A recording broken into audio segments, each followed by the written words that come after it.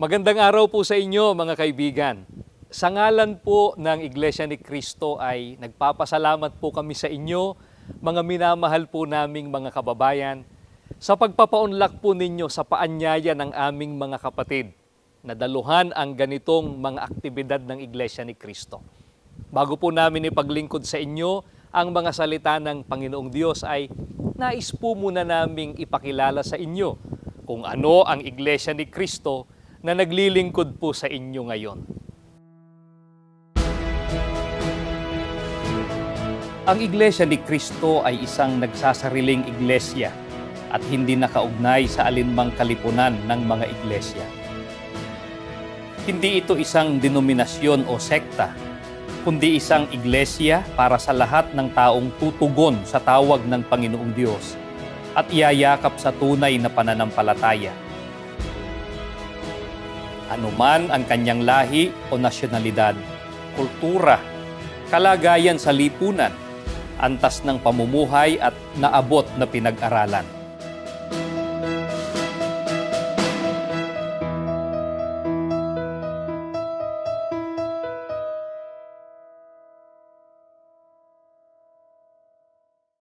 Narehistro sa pamahalaan ng Pilipinas noong Hulyo 27, 1914.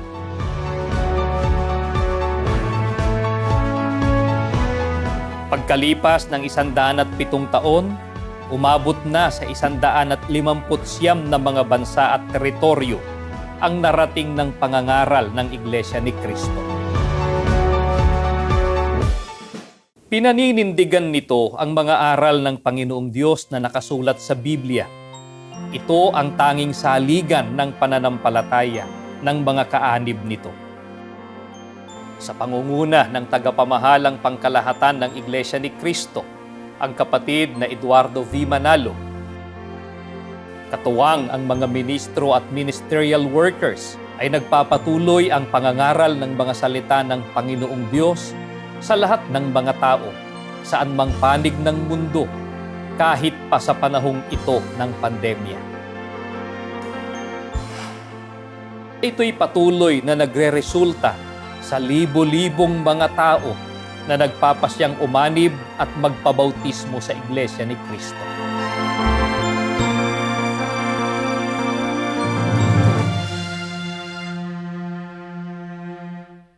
Mahigpit na isinasaalang-alang ng mga kaanib ang health and safety protocols na itinakda ng gobyerno sa pangunguna ng mga ministro at ministerial workers na nakadestino, habang patuloy na ipinag-aanyaya sa mga tao ang pagsusuri ng mga aral na sinasampalatayanan nito, personal man o online.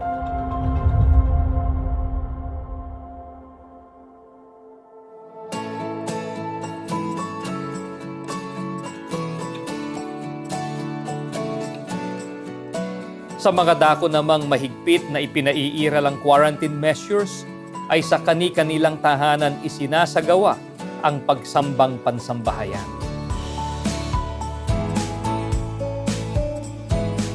Walang humpay sa pagtuturo ang kapatid na Eduardo V. Manalo sa lahat ng mga kaanib sa Iglesia ni Cristo sa panahon ng mga pagsamba. Pinangangasiwaan nila ito sa pamamagitan din ng live at video streaming.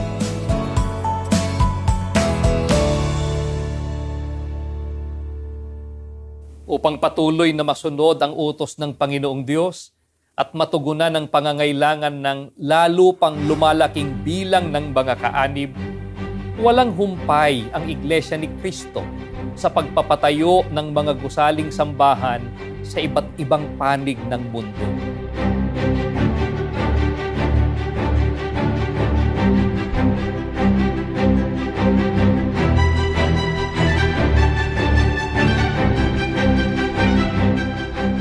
Patuloy rin ang pagbili sa mga simbahan ng ibang mga relihiyon at sa pagsasaayos ng mga ito upang maging angkop na dakong pagdarausan ng mga banal na pagsamba ng mga kaanib. Tuloy-tuloy rin ang pagpapatayo ng mga tanggapan at iba pang malalaking edipisyo na tutugon sa malalaking aktibidad na inilulunsad ng pamamahala ng Iglesia ni Cristo. Kabilang sa mga naunang naipatayo ay ang Philippine Arena, na tinaguriang pinakamalaking indoor arena sa buong mundo, at ang Philippine Sports Stadium na kapwa na sa Ciudad de Victoria, Bocaue, Bulacan. Sa mga dakong ito, isinagawa ang naglalakihang mga aktibidad ng Iglesia at maging ng iba't ibang malalaking aktibidad dito sa ating bansa.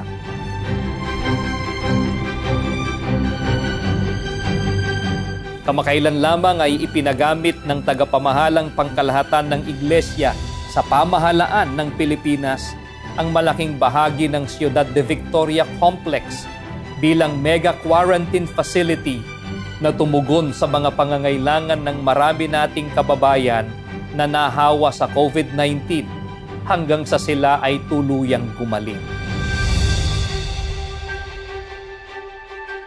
Mula pa noon, at lalo na ngayong matindi ang krisis sa buhay, katukatulong na ng mga kinauukulan sa gobyerno ng iba't ibang bansa ang Iglesia ni Cristo sa paglaban sa kahirapan at sa pagtugon sa mga agarang pangangailangan bunga ng mga kalamidad, trahedya, digmaan at ng pandemya.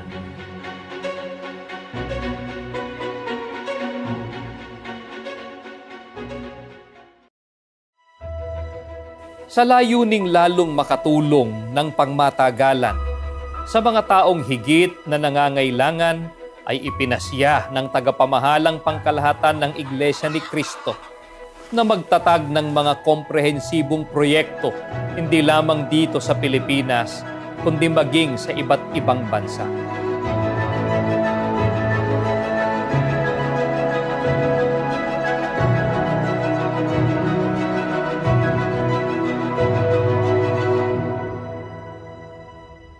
Hindi po humahangga sa pagbibigay ng mga material na bagay sa atin pong kapwa ang paglingap ng Iglesia ni Cristo. Kundi ang pinakamahalaga po, mga kaibigan, ay maipaabot po sa lahat ng mga tao ang salita ng ating Panginoong Diyos na sinasampalatayanan po namin na maghahatid sa tao sa kaligtasan sa araw po ng paghuhukom. At upang matugunan po ito ay napakahalaga na maturuan tayo ng mga dalisay na katotohanan mula po sa mga banal na kasulatan. Tunghayan po natin ito sa pinakatampok na bahagi ng ating programa.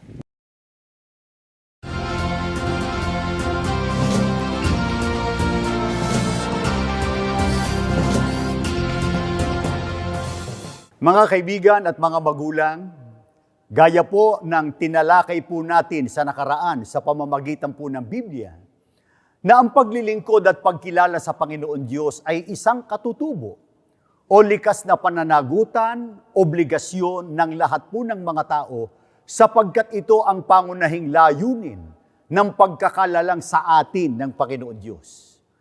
Kapag ka po ang pananagutang ito, ang pagkilala sa Panginoon Diyos, ay hindi po isinakatuparan ng tao. Tanong, makabubuti po ba iyon o makasasama sa kanya? Gaya po ng dati ang sagot ay magmumula po sa Biblia.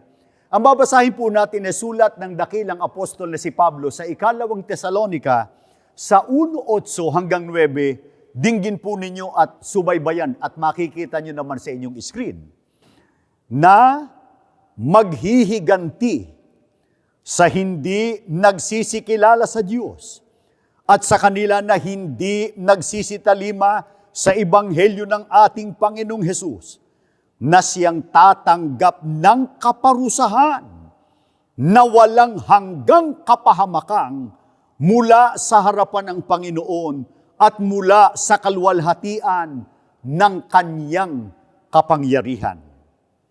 Mga kaibigan, ano po ang babala sa sino mang tumanggi na kumilala sa Panginoon Diyos? Ayon po sa talata ng Biblia na ating binasa, sila po ay paghihigantihan ng ating Panginoon Diyos. Paano po maghihiganti ang ating Panginoon Diyos? Ang sabi sa talata, tatanggap sila ng walang hanggang kapahamakan. Tanong, kailan po ito magaganap? sa pagbabalik po ng ating Panginoong Kristo na siya ring araw ng paghuhukom na kung saan po ay matutupok sa pamamagitan ng apoy itong buong daigdig o ang buong sanglibutan. Sa makatwid, hindi po makabubuti sa tao, sa halip ay makasasama sa Kanya ang hindi pagkilala sa ating Panginoon Diyos. Ito ngayon marahil ang sasabihin po ng iba sa inyo.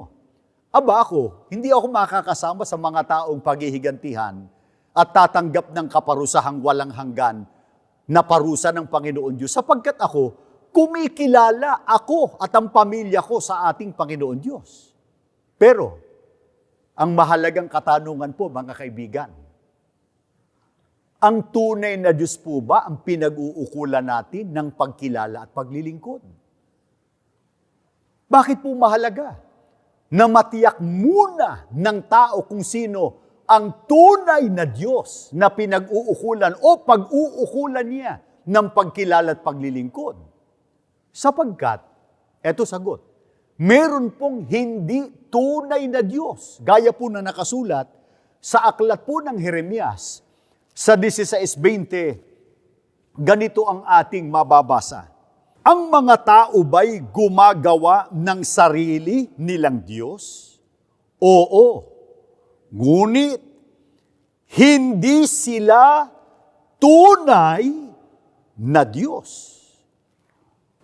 Maliwanag po ang ating binasa mula sa talata ng Biblia. Meron po palang hindi tunay na Diyos.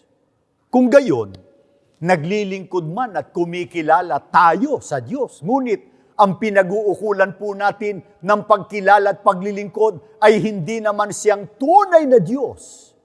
Nasa hanay pa rin po tayo ng mga taong hindi naman kumikilala sa Diyos. Kaya, upang makatiyak tayo na ang tunay na Diyos po ang ating kinikilala, pinaglilingkuran, sangguniin po natin muli ang Biblia.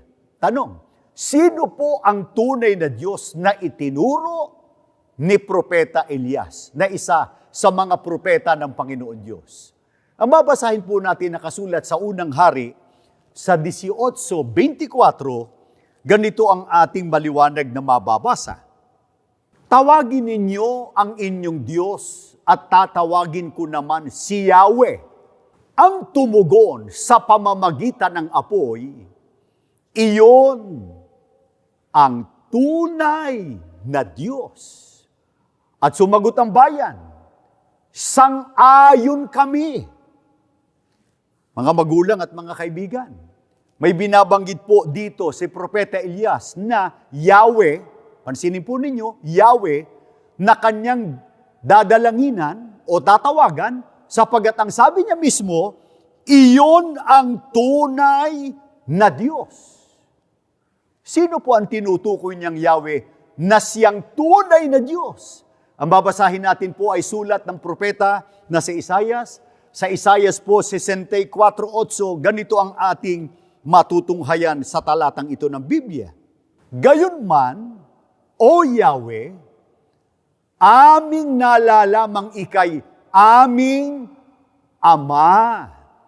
Kami parang luwad at ikaw ang magpapalayok. Ikaw ang lumikha sa amin, O Yahweh, at wala nang iba. Sino po ang tinutukoy sa talata ng Biblia na Yahweh na siyang tunay na Diyos? Maliwanag po ang ating binasa, ang Ama. Binibigyan ko po ng matinding emphasis o pagdiriin. Ang Ama.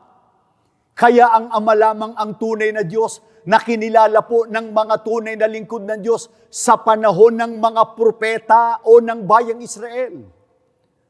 Marahil po, sasabihin naman ng iba sa inyo, baka naman doon sa tinutukoy na Yahweh na tunay na Diyos ay may kasama ang Ama, kasama ang Anak, yung sinasabi po ng iba, kasama ang Anak, ang Panginoon Kristo, kasama rin ang Espiritu Santo, na tinatawag nga po ng iba na isang Diyos na may tatlong persona, Diyos Ama, Diyos Anak, at Diyos Espiritu Santo. O yan po ang karaniwang paniniwala ng iba tungkol sa tunay na Diyos. Pero, ayon po sa Biblia, Huwag po ang kung sino-sino ang ating paniwalaan. Biblia po. Ayon sa Biblia, maliban po sa Ama, meron pa bang iba pa na tunay na Diyos na lumalang po sa atin? O hindi po ako sasagot, Biblia po. Ganito po ang pagtuturo sa atin ng propeta ng Panginoon Diyos na si Malakias. Sa kanyang sulat sa Malakias 2:10, ganito ang ating mababasa.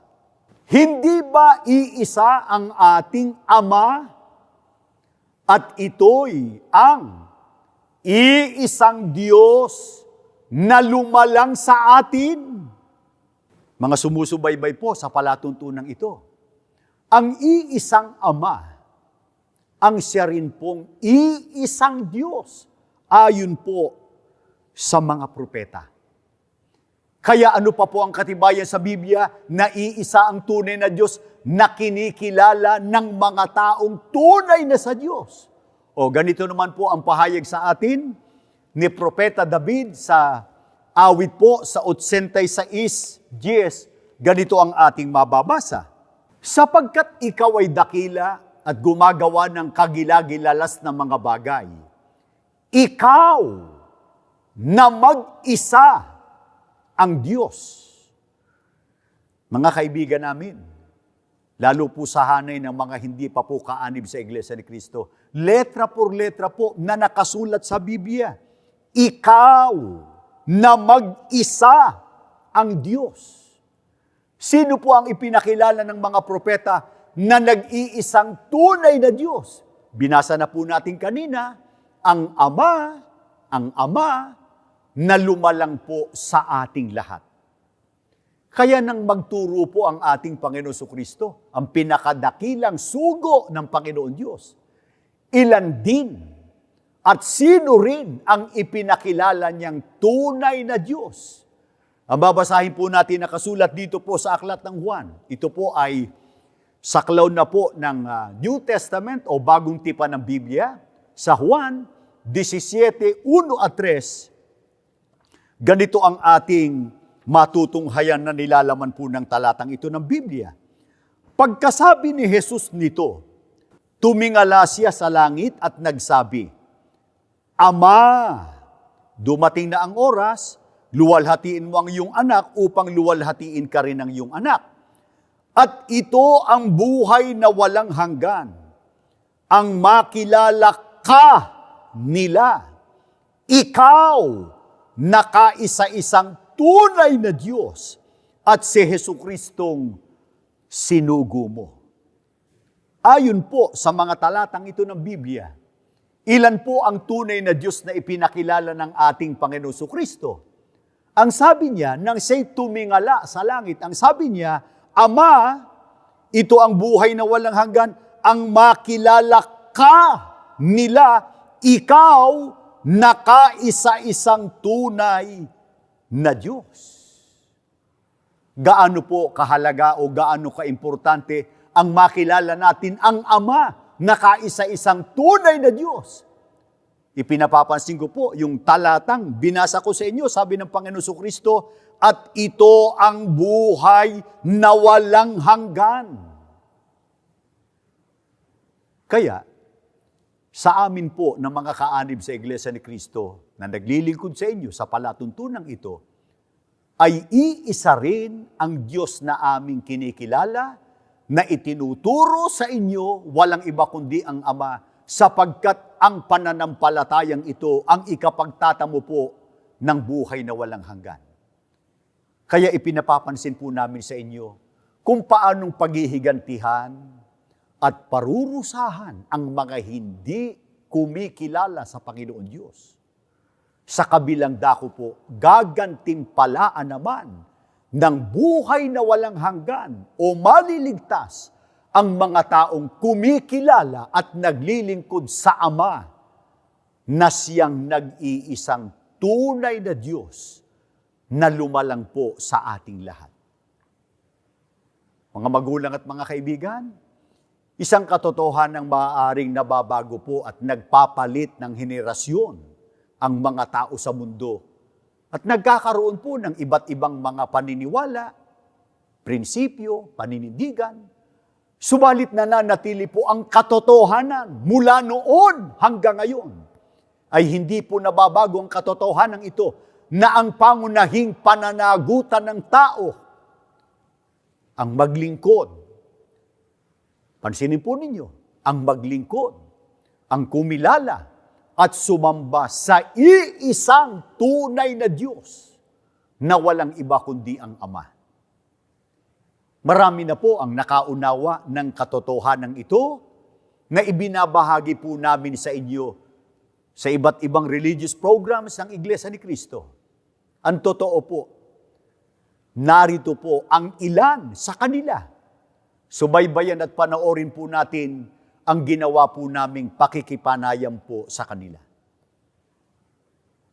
Millennial po, ito po yung uri ng panahon, o yung panahon po na ipinanganak, I think between 1980s or early 1990s.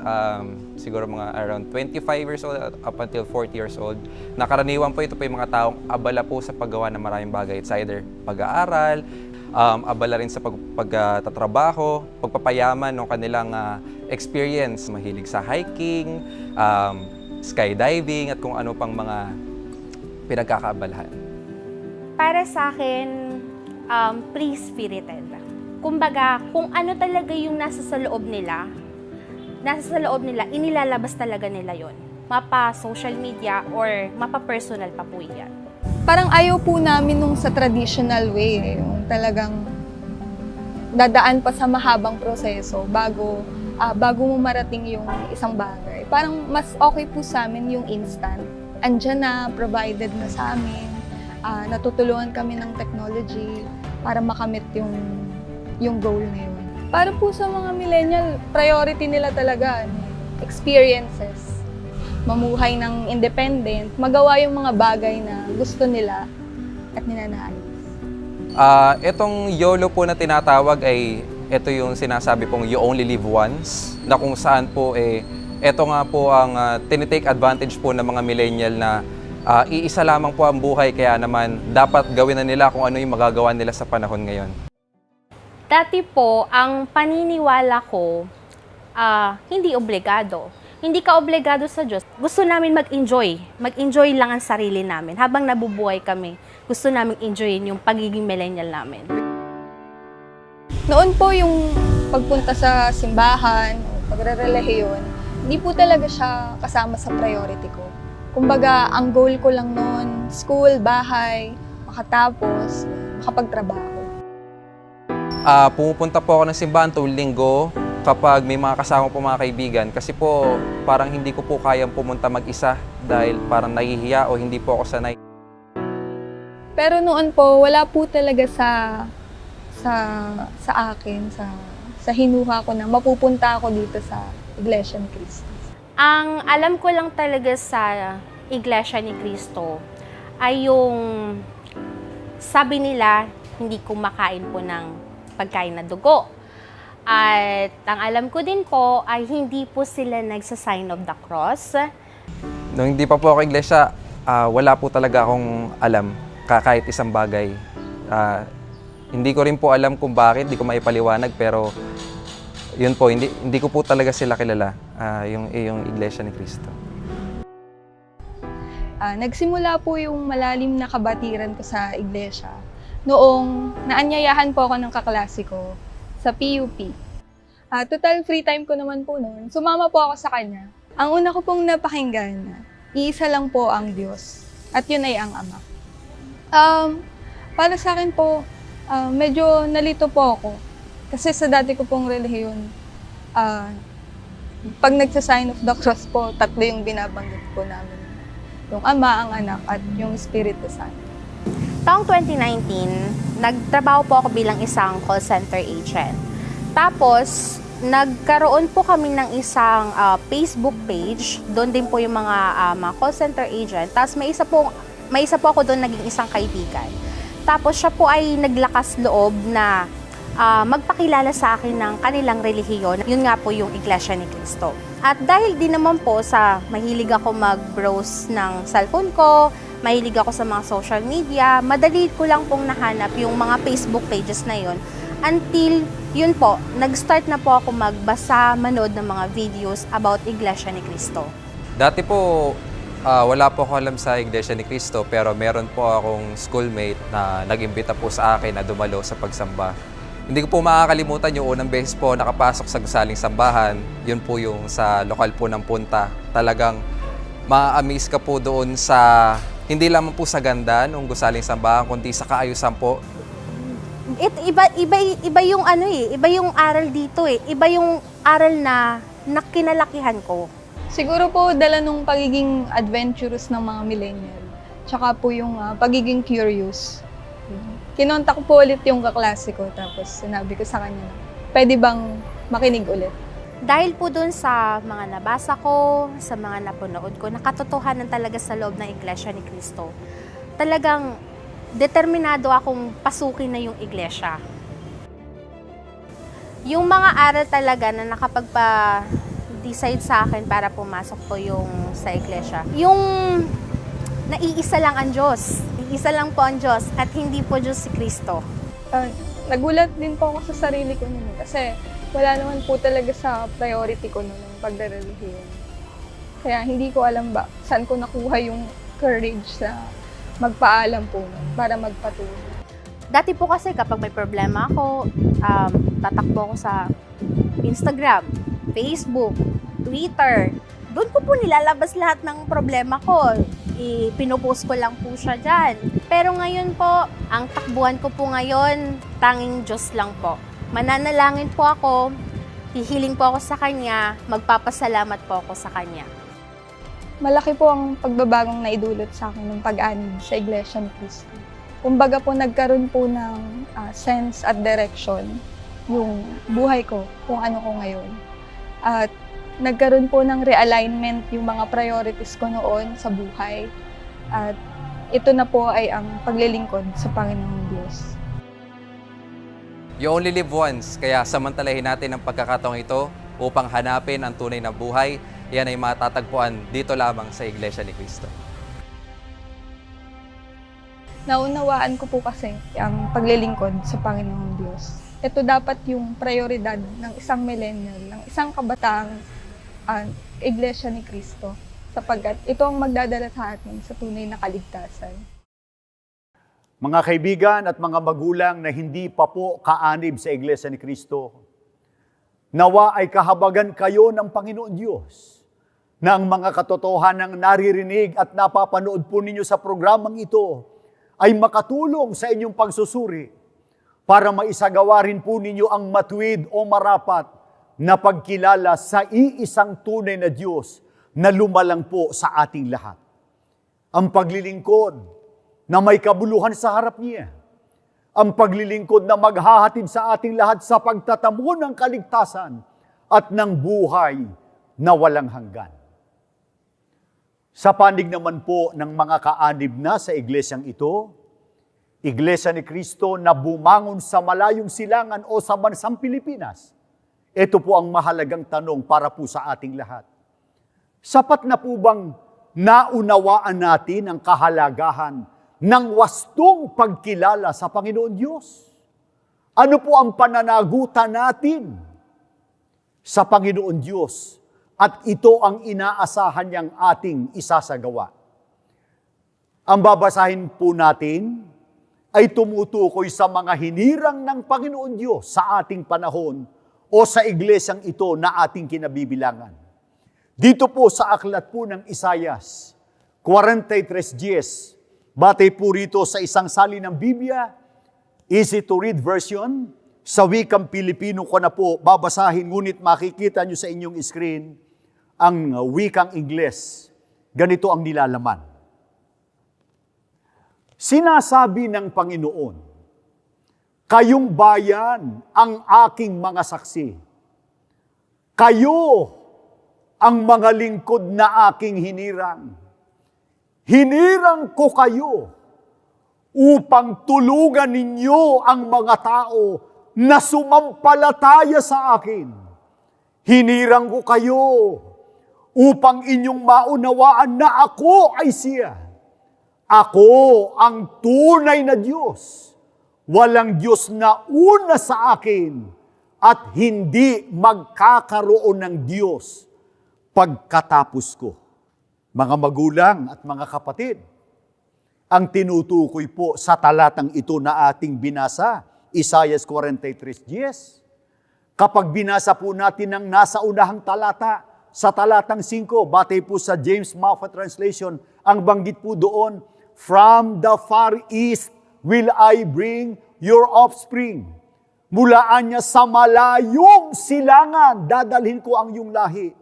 Kaya ang tinutukoy po ay ang mga anak ng Diyos na lalaki at babae na magmumula sa malayong silangan. Kaya sila po ay mga kaanib sa Iglesia ni Cristo na lumitaw rito sa bansang Pilipinas, isang bansang nasa malayong silangan. Ano po ang pananagutan sa Diyos ng mga tinawag niya sa loob ng Iglesia ni Cristo o mga hinirang niya sa ating panahon?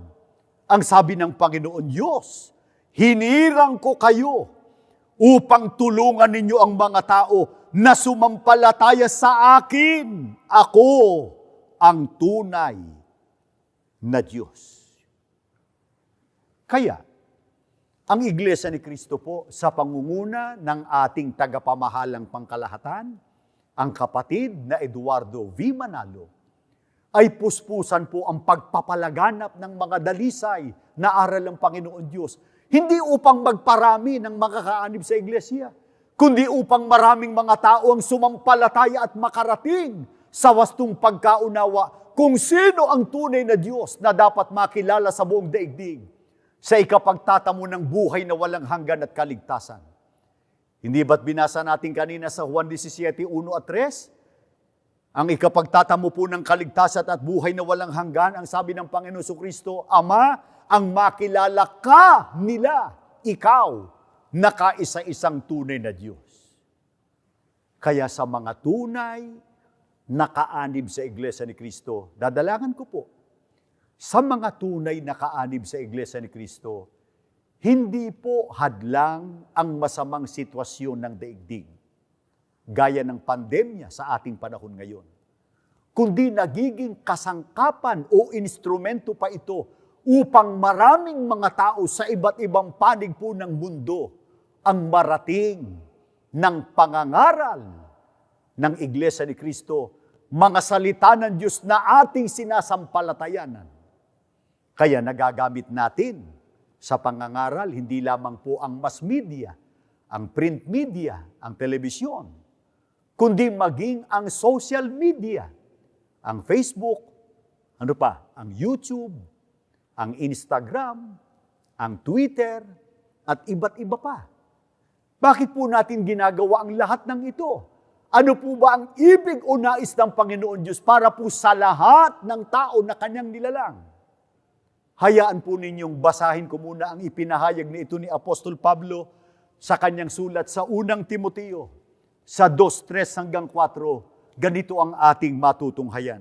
"Ito'y mabuti at nakalulugod sa paningin ng Diyos na ating tagapagligtas, na siyang may ibig, na ang lahat ng mga tao ay mga ligtas at mga kaalam ng katotohanan." Ano po ang ibig o nais ng Panginoon Diyos po para sa lahat ng tao na Kanyang nilalang? Ayon sa talata, at nakita nyo naman sa inyong screen, siyang may ibig, ang Panginoon Diyos, na ang lahat ng mga tao'y mga ligtas. Kaya ayaw po ng Panginoon Diyos na ang tao'y mapahamak o maparusahan. Ito po ang isipin nating mabuti, mga kaibigan. Sino po ba ang may pinakamalaking puhunan sa mga tao? Hindi po ba't ang Panginoon Diyos? Sapagkat siya ang lumalang sa atin. Kaya ibig niya na ang tao'y maligtas, huwag mapahamak. Subalit ano po ang kailangan upang ang tao ay makarating sa kaligtasan na yun po ang ibig ng Diyos? Ayon din kay Apostol Pablo, nasa talata sa huling bahagi, mga kaalam ng katotohanan. Mga kaibigan at mga magulang, nawa po ang ilan sa mga pangunahing katotohanan na inyong narinig at napanood po sa palatuntunang ito, ang maging daan para mapukaw ang inyong kaisipan at upang patuloy po kayo na magsuri sa mga aral na sinasampalatayanan po ng Iglesia ni Cristo. Ang totoo po, marami na po ang nakaunawa, sumampalataya sa mga aral ng Iglesia ni Cristo, kahit sila po ay ipinanganak na doon sa kanilang dating relihiyon. Pero bunga ng pagsusuri at sa tulong at awa ng Panginoon Diyos, nabuksan po ang kanilang isip, ang kanilang puso, iniwan ang kanilang dating pananampalataya at sumama sa tunay na pagkaunawa at pagkakilala sa ating Panginoon Diyos. Kaya nasa loob ngayon ng Iglesia ni Cristo. Sana po, mga kaibigan, patuloy kayong magsuri sa mga aral na aming sinasampalatayanan. Makipag-ugnayan po kayo sa mga kapatid namin sa Iglesia na nag-anyaya sa inyo. At kami na po, sa pamamagitan ng palatuntunang ito, nag-aanyaya sa inyo. Maaari po kayong magtungo sa pinakamalapit na gusaling sambahan ng Iglesia ni Cristo o maaari po kayong tumawag sa amin para inyong malaman kung paano po ang proseso, kung paano kayo magsusuri sa mga aral na amin pong itinataguyod. Maraming salamat po sa inyong matiyagang pagsubaybay at pagpalainawa tayong lahat ng ating Panginoon Diyos.